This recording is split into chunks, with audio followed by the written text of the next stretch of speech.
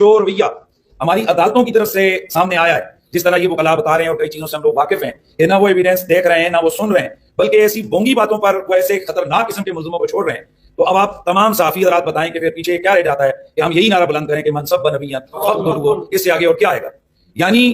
جب قانون اپنا کام نہیں کرے گا، جب وہ قانون اپنے فیصلے نہیں کرے گا، تو پھر عشق تو اپنے فیصلے کرے گا. عشق اپنے فیصلے کرنے میں آزاد ہوتا ہے اور وہ بڑا دلیر بھی ہوتا ہے. تو یعنی یہ کیا چاہتے ہیں کہ ہمارے جج، یہ کیا چاہتی ہے ہائی کورٹ، کیا چاہتے ہیں یہ لوگ کہ یہاں پر جس طرح غازی ممتاز حسین قادری صاحب نے ایک ایکٹ کیا تھا اور وہی چیز اب یہاں شروع ہو جائے؟ اور پھر کیا اب بتائیں، آپ لوگ بتائیں، ہم آپ کو اس اچھے فورم پر قانونی راستے سے اور اس حوالے سے ہم نے آپ کی وساطت سے، ہم اپنے آرمی چیف سے، اپنے اداروں کے بڑوں سے پوچھنا چاہتے ہیں کہ چیف صاحب اگر آپ کو گالی دی جا رہی ہو، یا میں یہاں ایجنسیوں کے جو بڑے سربراہ ہیں ان سے پوچھتا ہوں کہ چیف جسٹس کو اگر کوئی گالی والا پوسٹ، یا چیف آف آرمی اسٹاف کو اگر کوئی گالی والی پوسٹ وہ شیئر کرے گا تو کیا اس سے یہ پوچھا جائے گا کہ تو کیس اکاؤنٹ سے تو نے کیا ہے؟ یا یہی چیزیں وہاں بھی آپ لوگ دیکھیں گے؟ ابھی ایک مذہبی جماعت کے سیکنڈ جو ان کے لیڈر تھے، سربراہ تھے، ان کو صرف چیف جسٹس کو، سابقہ چیف جسٹس کو دھمکی دینے کے جرم میں 37 سال قید سنائی گئی. 37 سال قید. انہوں نے بھی ختم نبوت کے حوالے سے اپنے جذبات کا اظہار کیا تھا، حالانکہ اسی چیف نے اپنے اس فیصلے کو غلط سمجھتے ہوئے اسے ریورس کیا. اس کا مطلب ہے کہ وہ جو پہلا فیصلہ تھا وہ غلط تھا، اور ایک عاشق رسول، ایک محب نبی، وہ یقیناً بعض اوقات جذبات میں باتیں کر سکتا ہے اور کرتا ہے، اس کے ایمان کا تقاضا ہے. تو اب ایک چیف جسٹس کے خلاف صرف ایک دھمکی آمیز گفتگو ہوئی،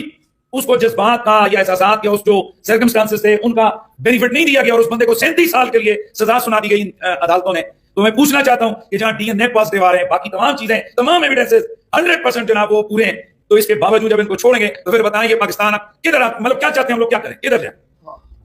یہاں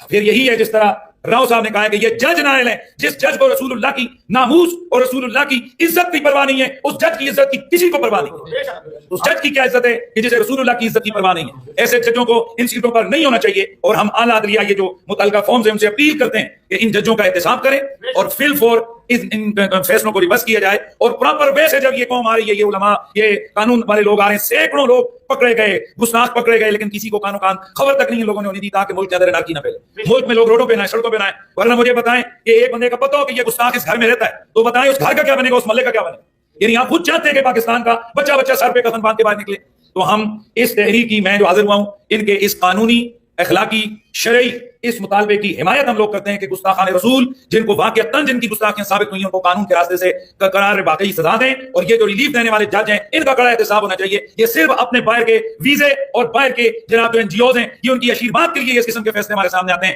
ممکن ہے کہ کوئی اور یہ آواز بات نہ کر سکتا ہوں، میں ڈنڈے کی چوٹ پہ یہ بات کہتا ہوں، اور ہم اس انداز کی مذمت کرتے ہیں، اور ہمیں اللہ اور اس کے رسول کی رضا چاہیے. اور رسول اللہ کی ختم نبوت کے حوالے سے امام مالک رحمۃ اللہ علیہ نے فرمایا تھا، اس قوم کو زندہ رہنے کا اس امت کو حق نہیں ہے کہ جو امت اپنے نبی کی ناموس کی حفاظت نہیں کر سکتی. اس میں آپ تمام صحافی حضرات بھی، جس طرح ہمارا رائٹ ہے، ہمارا حق ہے، اتنا ہی آپ کا بھی حق ہے، اتنا ہی آپ کی بھی ذمہ داری ہے کہ اس آواز کو اٹھائیں، اور یہ جو پراپر راستہ ہے تاکہ اس کے ذریعے سے یہ معاملہ حل ہو.